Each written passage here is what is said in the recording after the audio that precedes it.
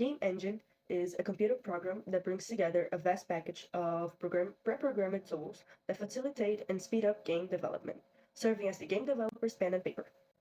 These engines allow for importing objects in 2 and 3 dimensions, inserting different lighting and audio, creating camera movements, animating character, defining character's behavior with artificial intelligence, and executing scripts, which are step-by-step instructions for the computational system. The most modern engine also incorporates physics simulations that closely resemble to the real world. So that's what we're going to discuss with our reporter Rafaela Guimarães, who's at the Gamescom in Kamenz in Germany. Isn't it, Rafaela? Yes, Bia, digital games have come a long way, and one key element in making them more immersive and realistic is the application of precise physics. Imagine creating your own 3D game where every movement and collision adheres to the laws of the real world. When it comes to 3D games, physics plays a crucial role. A game engine is a tool that brings objects and environments to life. When starting the creation process, developers face a critical decision: how to make objects interact with each other realistically. The answer lies in adding two essential components: rigid body and collider. Assigning a rigid body to an object allows physics to act upon it. For example, a ball will accelerate due to gravity. However, without a collider, it would simply pass through the floor. The collider is a visible geometric shape that defines the object's collision area, giving materiality and making the interactions more realistic. Colliders can be simple shapes like rectangles and spheres, or more complex shapes constructed by combining primitive forms. The more precise the collider shape, the more authentic the collisions. For example, in a fighting game, it's not the character's hand image that collides with the opponent's face, but rather the colliders associated with those body parts. However, collider complexity can impact game performance. The more geometric information stored, the higher the computational load. Developers must find a balance between accuracy and performance. In addition to colliders, physical properties like friction coefficient and restitution coefficient are also considered. These properties affect the movement and interaction between objects. For example, setting a higher restitution coefficient for a rubber ball will make it bounce more intensely when colliding with the floor. Modern game engines are incredibly powerful and complex. They simulate real-life physics interactions, taking into account properties such as mass, drag, and object center of gravity. This allows the movement of objects in game to resemble the real world, without developers needing an in-depth understanding of underlying physics. The application of physics goes beyond collisions. In more advanced games like the Battlefield franchise, structures and environments can be destroyed. However, this requires complex calculations to predict the direction of debris, the intensity of explosions, and the damage caused. Not all games can offer this level of destructive interaction, as it demands significant computational resources. Another aspect that defies the laws of physics is character jumps. Since the early games that introduced jumps, like the iconic Donkey Kong jumps in video games, have often been simplified and do not adhere to gravity rules. However, some more recent games have introduced more realistic jumping mechanics, considering the deceleration during ascent and acceleration during descent. Amazing, isn't it? Well, besides that, researchers indicate an evolution in the newest virtual reality. If when you think of virtual reality, you imagine something distant in the future, I have news for you. You're behind. Virtual and augmented reality already form a market worth 5.2 billion. Technology giants like Google and Facebook are already implementing virtual reality in their new business.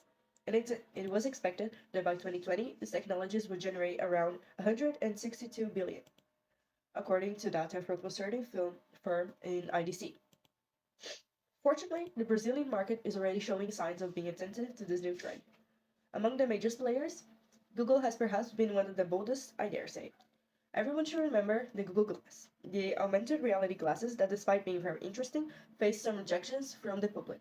In fact, many people wanted to use them and liked how they work. However, the gadget caused a certain fear among people and the users, who were afraid of the possibility of being recorded. Although virtual reality technologies work well, smart glasses are seen as a thing of the past day.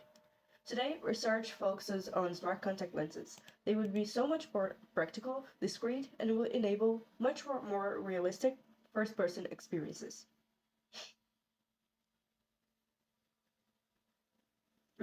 Regarding smart contact lenses, there are various questions about how would they be powered, since they are electronic devices that requires energy, like any other. Some experts suggested that they could harness motion energy to charge a kind of mini battery. In other words, with each blink, a little bit of energy would be generated, allowing us to keep the lenses functioning without major issues. Inserting the digital elements into our field of vision, or even creating a completely virtual reality and allowing us to interact with it, can help people who are used to not leaving their homes due into being addicted to virtual games. With games that simulate body movement interactively. The evolution of video games have been one of the main driving forces of the global economy. Over the years, games have undergone drastic yet extremely positive transformations, especially in terms of quality. The use of more advanced tools has become trend in the creation of electronic games, such as virtual reality and graphics that resemble real life. Furthermore, technological advancements have made video games more accessible in terms of gameplay, intuitive interfaces, and availability in different platforms. Now it's possible to enjoy games on consoles, computers, smartphones, and other devices, significantly expanding the target audience and the popularity of the electronic games.